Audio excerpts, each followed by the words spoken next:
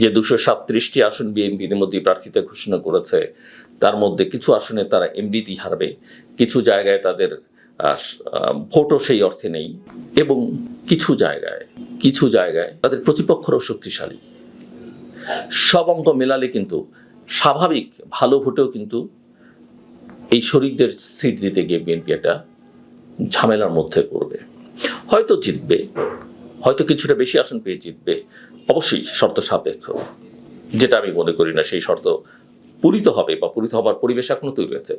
সেটা হচ্ছে যেটা নিরপেক্ষ নির্বাচন, অবাধ সুষ্ঠু নিরপেক্ষ নির্বাচন, সেটা হলে কিন্তু এই জোটের রাজনীতি। আবার ওদিকে এনসিপি শোনা যাচ্ছে তারা মন্ত্রিত্ব চাইছে, তারা আসন চাইছে, আবার তারা জোরের সঙ্গে বলছে আমরা কারো দয়া দাক্ষিণ্য চাই না। আবার শোনা যাচ্ছে সরকার প্রধান এবং সরকারের কোনো উপদেষ্টা তাদের হয়ে তদবিরও করছেন বিএনপির সঙ্গে। মানুষ তো খুব বোকা না, মানুষ গত 1-1.5 বছরে শুনেছে যে এনসিপি নেতারা বিএনপি সম্পর্কে কি বলেছেন। বড় বড় নেতারা উদার হয়ে সেটা ভুলে যেতে পারেন, কর্মীরা কি সেটা ভুলেছে? একদমই না। আর এনসিপিরও এতে কোনো আসলে লাভ হবে না।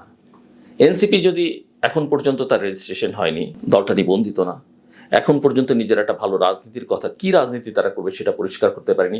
সেটা পরিষ্কার করতে পারলে সকালবেলা বিএনপির সঙ্গে, বিকেলবেলা জামাতের সঙ্গে তারা আলোচনা করতো না। হ্যাঁ, জুলাই অভ্যুত্থানে তাদের ভূমিকা আছে, অবদান আছে, কিন্তু ইতিমধ্যেই তারা বেশ কিছু ভুল করে ফেলেছে, যেটার জন্য তাদেরকে আরো অনেক কঠিন পথ সামনে পাড়ি দিতে হবে। এবং আমি মনে করি তাদের ঠিকঠাক রাজনীতি করা উচিত, রাজনীতি নিয়ে জনগণের সামনে হাজির হওয়া উচিত এবং সময় নেওয়া উচিত।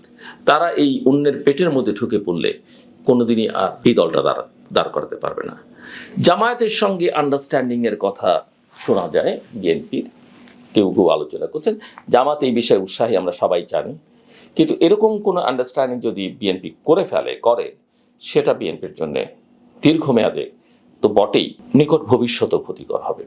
বিএনপি বাংলাদেশে ইতিমধ্যেই একটা আবহ তৈরি করতে পেরেছে যে তারা যেহেতু মুক্তিযোদ্ধার দল, প্রকৃত অর্থেই তারা বাংলাদেশের স্বাধীনতার সার্বভৌমত্ব প্রতি অঙ্গীকারবদ্ধ, তারা মুক্তিযুদ্ধ প্রতি শ্রদ্ধাশীল, সেই চেতনাকে তারা ধারণ করে এবং কোনোভাবেই বাংলাদেশের মুক্তিযুদ্ধ 1971-কে তারা আন্ডারমাইন করে না, করবে না, এবং সেই চেতনাকে তারা রিয়েল চেতনাকে ধারণ করে। এবং তারা বাংলাদেশে না ফার লেফট, না ফার রাইট, না centre right or centre left সেরকম পলিটিক্স তারা করবে না, করছে না এখনো পর্যন্ত। তারা একটা সেন্ট্রিস্ট পলিটিক্স করতে চায়, মধ্যপন্থার একটা liberal political Democratic political party. এবং বিএনপি এই ধারাটা ধরে রাখতে পারলে ভবিষ্যৎটা আসলে বিএনপির সামনে হয়তো কখনো কখনো পথ চলাটা ঝুঁকিপূর্ণ মনে হবে, কিন্তু এই জায়গাটাতে বিএনপি সকল মহলে সকল শ্রেণীর সমর্থন পাবে। আমার কথা শুনলে মনে হতে পারে আমি বোধহয় বিএনপির সমর্থক, একদমই না। আপনারা যদি আমাকে ফলো করেন, আমি যথেষ্ট ক্রিটিক্যাল তাদের ব্যাপারে, ভবিষ্যতে করতে চাই, কিন্তু আমি এই কথা বহুবার বলেছি, যখন আওয়ামী লীগ অনুপস্থিত, যখন বেশ কটি রাজনৈতিক দলকে নিষ্ক্রিয় করে ফেলা হয়েছে, যখন মাঠে শুধুমাত্র বিএনপি আর জামাত আর ছোট ছোট কিছু বামরা ডান ঘরানার রাজনৈতিক দল, তখন দেশের স্বার্থে মন্দের ভালোকে সেটা আমাকে বিবেচনা করতে হবে। এবং সেই জায়গাটায় বিশেষ করে বিএনপির নেতা যেহেতু তারেক রহমান অন্যদের চেয়ে তুলনামূলক বয়স কম, পশ্চিমের আবহাওয়ায় দীর্ঘদিন কাটিয়েছেন, যেখানে গণতন্ত্রের মূল্যবোধগুলো অনেক বেশি শক্তিশালী, এবং ইতিমধ্যেই তার কথাবার্তা কিছু কর্মসূচিতে প্রমাণিত হয়েছে তিনি দেশটাতে পরিবর্তন চান। আমরা একটা সুযোগ দিয়ে দেখতে পারি। নিঃসন্দেহে তিনি ভুল করলে, অন্যায় করলে আমরা তার বিরুদ্ধেও, তার সরকারের বিরুদ্ধেও বা তার দলের বিরুদ্ধে সরব এবং সজাগ থাকবো।